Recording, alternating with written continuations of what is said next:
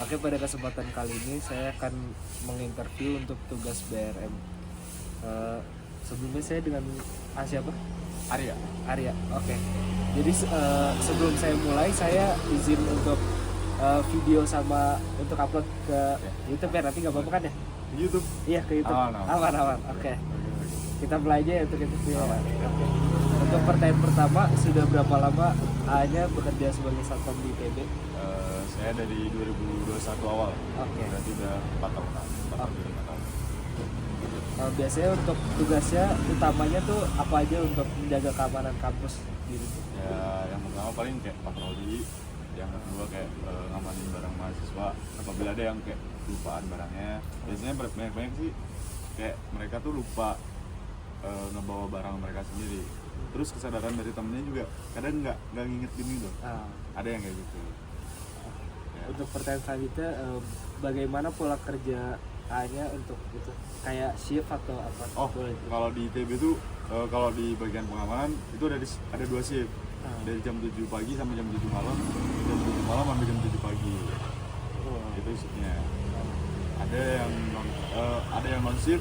Non shift itu yang di hari kerja doang. Dari jam 7 pagi sampai jam 7 malam. Itu mereka di hari kerja shiftnya. Itu yang bagian di gerbang. Ada juga yang organik. Itu udah ada 2 shift. Dari jam 8 sampai jam 4, jam 4 sampai jam 10.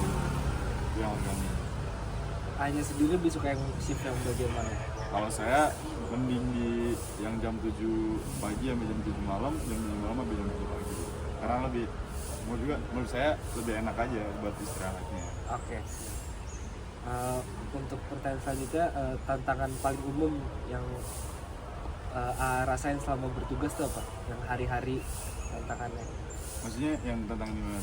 Tantangannya misalnya ada mahasiswa bandel yang sering parkir di itu atau gimana gitu, yang paling rasain atau nggak ada? Ada aja sih kayak bukan bawel ya, lebih ke apa ya? Bisa ya. Kayak bandel sih enggak, cuman kayak tahu nggak sih orang yang susah dibilangin. Oh iya. Keras, iya batu keras ke orangnya kayak susah dibilangin aja. Kayak ngerokok kayak kan kalau di dalam kampus kan ada areanya kan. Iya, betul. Ada yang susah dibilangin, bahkan ada yang sambil jalan. Iya. Biasanya yang itu tuh kayak awal-awal pindahan dari Jatinangor atau enggak mereka baru awal masuk. Tapi kalau udah dibilangin kenapa nggak boleh, kayak mereka kenapa nanya gitu kan, ada areanya gitu. Mereka juga harusnya sadar nggak sih kalau di lingkungan kampus ada yang nggak ngerokok, ada yang ngerokok. Iya. Oke. Berarti A-nya tuh shiftnya nggak cuma di Sabuga, jadi pindah-pindah ya shiftnya? Iya, itu biasanya di rolling 3 bulan sekali atau enggak 6 bulan sekali. Tergantung dari pihak kampusnya. Untuk pertanyaan selanjutnya itu perbedaan suasana kerja saat semester biasa dan semester pendek tuh apa yang rasain untuk itu? Kalau itu sih kayak kalau semester biasa kan lebih banyak ya mahasiswanya ya. Jadi kayak kita tuh lebih ekstra nyari barang yang ketinggalan buat diamanin. Tapi lebih ekstra juga patrolinya. Kalau di semester pendek kan mahasiswa sedikit, jadi kita ngontrolnya biasanya kan kita patroli pertama kan ada mahasiswa di sini, berarti kita cuma patroli di situ doang, atau enggak kita lebih fokus ke area itu. Soalnya kan kalau yang nggak ada orang, kita patrolinya sekali atau 2 kali juga aman biasanya, dan barang-barang pun lebih tertata lah kalau orangnya sedikit. Emang kalau untuk kehilangan barang sendiri biasanya sering terjadi atau enggak ya? Nah, banyak sih mas sebenarnya, kasusnya banyak, dan lebih seringnya tuh di dalam kampus. Karena yang pertama nih, keteledoran dari diri sendiri, mereka kayak lupa bawa barangnya sendiri, banyak kasusnya. Yang kedua, kesadaran dari temen. Jadi misal Mas ada temen, barang Mas ketinggalan, kenapa nggak diingetin ya? Itu yang kedua. Yang ketiga, kenapa dari setiap mahasiswa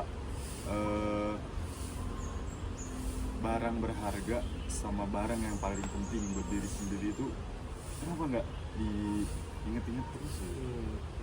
Jadi lebih seringnya di kampus tuh banyak-banyaknya kayak gitu. Kalau dari keamanan sebenarnya kita patroli, cuman kan ngebedain dari sisi mahasiswa sama sisi orang luar tuh susah.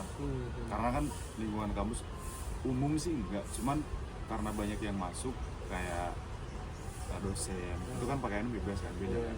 Mahasiswa juga pakaian bebas, cuman kan kalau orang dari luar kan kita nggak tahu itu orang luar kah atau orang kampus kah. Kalau kita tanya pun bisa karena ada yang baru, petugas yang baru nanya ke orang tampilannya kayak mencurigakan, tapi padahal itu karyawan atau mahasiswa, itu malah mereka yang dimarahin.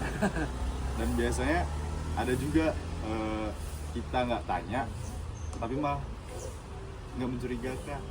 Biasanya tampilannya kayak gitu dan banyak-banyaknya kayak gitu. Biasanya waktu itu sempat ada kejadian di Ladir, tapi bukan chef saya, ada sih si rekan saya, dia sempat nanya ke orang dan itu ternyata apa ya, PKL, magang yang dari SMK gitu. Dan yang nggak ditanya ternyata itu pencuri. Aduh. Ada. Jadi yang pertama lewat itu yang magang, yang kedua lewat nggak ditanya karena tampilannya kayak sama-sama mirip-mirip gitu, 11-12. Karena kan kayak pakai bukan kaos ya, kemeja hitam, celana hitam, sama mirip-mirip lah 11-12. Jadi susah juga ngebedainnya. Jadi biasanya kalau udah kejadian tuh mengatasinya tuh dengan cara pakai lihat CCTV atau gimana? Nah, kalau kejadian biasanya kita kan di kampus kan ada bagian tersendiri buat bagian CCTV. Nah, biasanya kita ngecek dari CCTV, setelah ngecek dari CCTV biasanya foto orang yang ngambil barangnya itu kita share di semua grup keamanan. Dan itu apabila kita nemuin lagi orang yang sama dan kita harus mantau dulu sebelum ngambil tindakan. Soalnya misal ada yang kameranya tuh kayak kurang jernih, karena di kampus juga ada beberapa tempat yang kameranya kurang jernih, jadi kayak agak buram gitu, maksudnya kan dari jauh ya, jadi kita pantau dulu apa bener orang yang kemarin atau bukan. Soalnya sempat kejadian ada dia ngambil sepeda di kampus, dia masuk lagi dan akhirnya itu kena yang kedua kali. Yang pertama karena kan dia pakaiannya kayak mahasiswa yang pertama, yang kedua dia pakaiannya masih sama, gerak-geriknya juga sama, akhirnya diamanin. Itu kejadiannya awal tahun harusnya. Untuk pertanyaan selanjutnya tuh, apakah ITB itu memfasilitasi untuk pelatihan atau fasilitas untuk menjalankan tugas gitu, kayak awal-awal waktu kerja gitu, ada nggak? Fasilitas, maksudnya fasilitas kayak pelatihan gitu kayak? Kalau pelatihan itu kan kita kan dari yayasan ya mas ya? Dari yayasan. Dari vendor. Biasanya kita dapat pengarahan atau pelatihan itu biasanya dari vendor.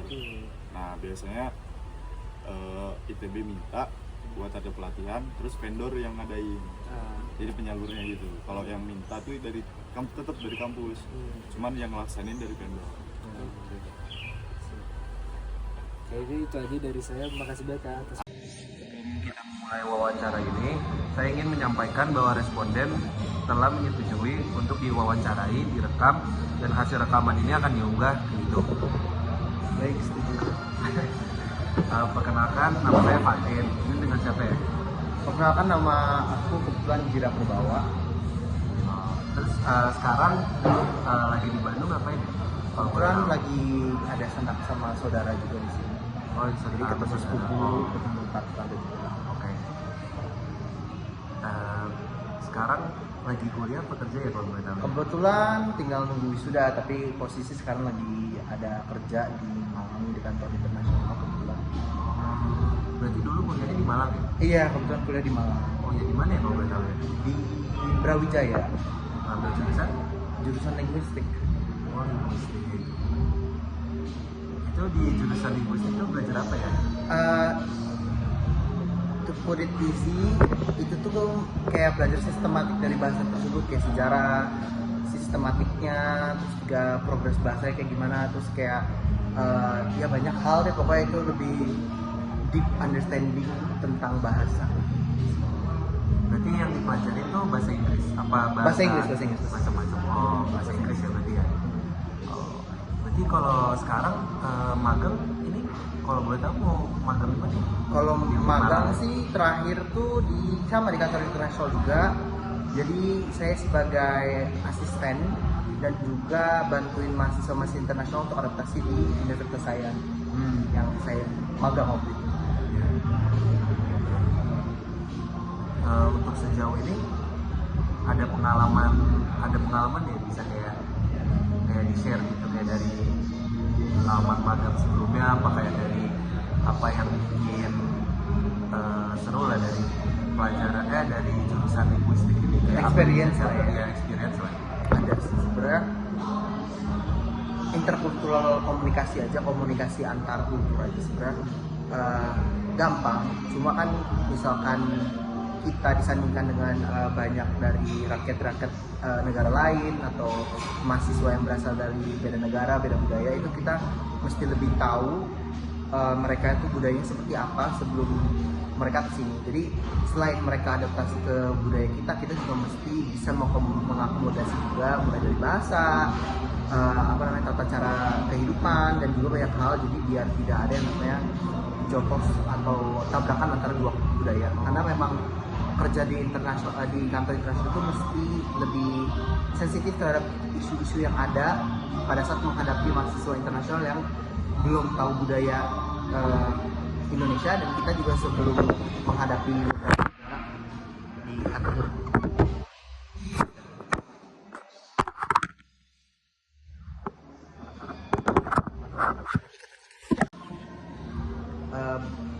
Kita juga yang sebagai mahasiswa yang kerja di kantor internasional mesti sigap menghadapi negara mana saja yang kebetulan akan belajar di universitas yang kita kerja. Misalkan ada yang belajar bahasa, ada yang kebetulan memang hanya belajar kuliah biasa, dan juga pertukaran. Sedangkan yang paling sensitif itu adalah pertukaran karena mereka cuma hanya belajar di Indonesia dengan waktu yang pendek, misalkan 1 semester, 2 semester. Jadi di waktu tersebut mereka juga banyak belajar terhadap jurusan yang mereka pelajari di universitas kita, tetapi juga mereka menggeluti waktu terkait juga belajar budaya dari tempat yang mereka melakukan pertukaran tersebut.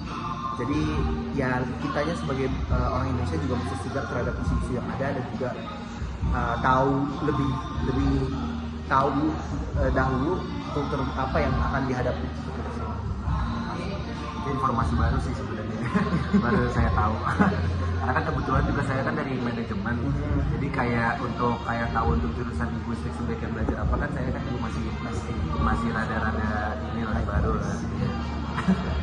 Berarti untuk kayak sejauh ini kayak menurut dari Mas Jira itu kayak yang paling menarik dari pelajar dari mana nih? Kan tadi kan udah kayak lumayan bertemu sama kayak ya Foreigner sama foreigner lah ya. Kan ada beberapa ya kayak misalkan dari Eropa atau kayak dari Asia lah, atau kayak gimana yang paling unik lah. Sebenarnya paling unik itu sebenarnya kalau misalkan untuk Eropa tuh kita lebih sigap dari awal karena mungkin lebih banyak persentase kita yang kurang tahu.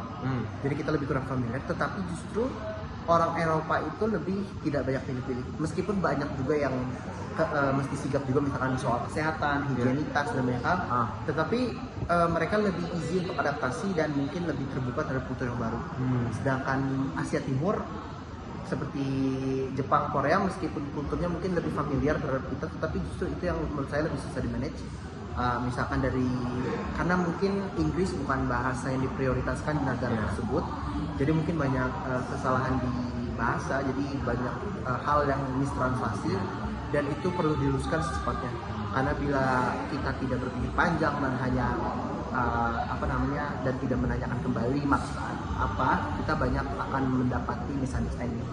Jadi dengan mereka yang kulturnya justru sama, itu justru banyak tabrakan antara satu sama lain, mulai dari konsep agama, mulai dari konsep makanan, konsep itu. Jadi justru yang menurut kamu gampang itu belum tentu gampang. Jadi makanya mesti sigap untuk semua rata, maupun dari negara Arab, maupun dari bagian wilayah Eropa ataupun negara lain, itu mesti sesama tanggap. Meskipun dari Asia Tenggara seperti Thailand itu tetap mesti tanggap. Itu menarik sih. Iya. Mungkin sekian dari wawancara ya. Mungkin kayak segitu aja ya Mas. Iya. Ya, terima kasih.